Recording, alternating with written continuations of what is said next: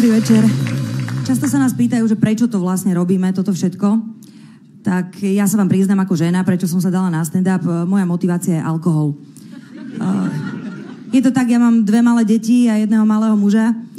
A vydatá žena s deťmi nemá veľa príležitostí si drbnúť, takže keď som sa dozvedela o tom, že sa deje niečo ako stand-up, kde po večeroch dostanete alkohol často aj zadarmo, tak som si povedala, že idem do toho. A myslím si, že je to aj veľmi výchovné, lebo naozaj, keď idem večer do klubu, tak deťom poviem, že maminka ide do roboty.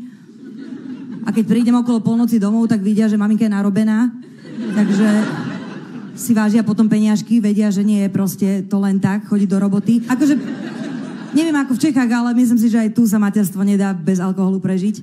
Ja mám 2 decká, takže si môžem dať 2 decká. Ale to som hovorila, keď som kojila.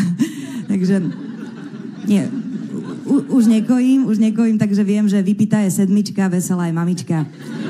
Áno, upravuje sa to. Môj muž z toho nie je vždy úplne nadšený. Minule mal také reči, že či si nechcem dať také novoročné predsavzatie, že by som treba z mesiac bola bez alkoholu. Tak mu hovorím, že vieš čo, že ja som si dala predsavzatie už pred 10 rokmi, som vedela, aký si, ja som si ťa predsavzala. Takže s týmto predsavzatím zatiaľ musíme vyčkať, ale nechcem ohovárať manželstvo, lebo je to pekná inštitúcia. Akože naozaj aj tu vidím mnohé páry, proste je to super. Hej, manželstvo je vec, ktorá proste naučí vás to robiť kompromisy. A kompromis je super. Kompromis je o tom, že ja síce nerobím to, čo chcem, ale nevadí mi to, lebo ani môj muž nerobí to, čo chce. Hej. To sú tie situácie, keď sedíte večer pri telke, ja tam nechcem byť, on tam nechce byť, ale sme tam spolu. Proste krása, manželstvo. Mám kamarátov, ktorí kompromis doviedli úplne do dokonalosti. Ona celý život chcela rybičky a on psa. Tak majú mačku, ktorú nenávidia. Super. My máme deti. No. To tiež... Deti sú super v manželstve, pretože to je taký ten spoločný nepriateľ, ktorý vás spája. To je výborné. Ja som, akože, nebojím sa úplne toho, že by sa so mnou treba môj muž rozviedol, lebo ja som mu povedala, že ak by si sa niekedy so mnou rozviec chcel, tak OK, ale v tom prípade deti ani neuvidím. Áno. Túto osvetu veľmi rada šírim, pretože mnohé ženy to robia úplne na hlavu proste a robia to naopak, hej. Ale akože nedám ti deti, to už je jaká výhražka, hej. Akože... Mám kamošku, ktorá presne po rozvode spotená 3 deti, proste jedno hojda na hojdačke, druhé niečím krmi, proste tretie nohou okopáva, akože na nervy úplne, ale ho vytrestala, mu nedala deti, vieš.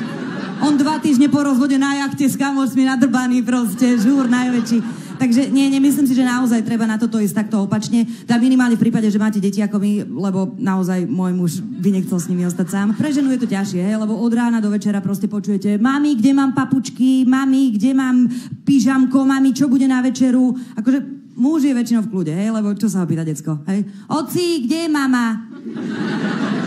Takže na to, ale to sú presne situácie, kedy proste už chcete ten deň mať za sebou a svetlo na konci tunela je jedine to víno proste, ktoré si večer otvoríte, aby ste ten deň prežili. A je to niekedy náročné, hej, lebo ja tiež minule už som mala takú chuť na víno, že dcere som zohrievala mlieko do flašky, do toho som sebe nalievala víno a omylom som moje víno naliala do jej flašky, hej.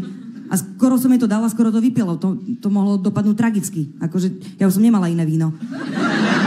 Vieš. No fakt predstava, že na balkóne cuckám k tej cigarete teplé mlieko, tak akože to už by bol jaký deň toto, vieš. Vidím, že niektorí sú zmetení, že či nemáte na mňa zavolať sociálku, alebo tak, či by mi tie deti, ale som aj zodpovedná matka, hej, ja napríklad... Akože nie som úplne najlepšia matka na svete, preto sa snažím so svojimi deťmi tráviť čo najmenej času. Hej. Aby som ich moc neovplyvňovala, ale potom si dávam na niektoré veci, napríklad akože jasné, že nepijem pred deťmi v kuchyni, hej, alebo tak, akože zavriem sa do špajze. Ja, že my si to aj vymýšľame dosť veľa, viete o tom? Akože jasné, že pijem v kuchyni. Do špajze zatváram deti. Ono hovorí sa, že niekedy ženy varili ako ich mami a dnes pijú ako ich otcovia. Tak toto je napríklad tiež úplná kravina, pretože ja pijem úplne normálne, jak moja mama. A je to v pohode.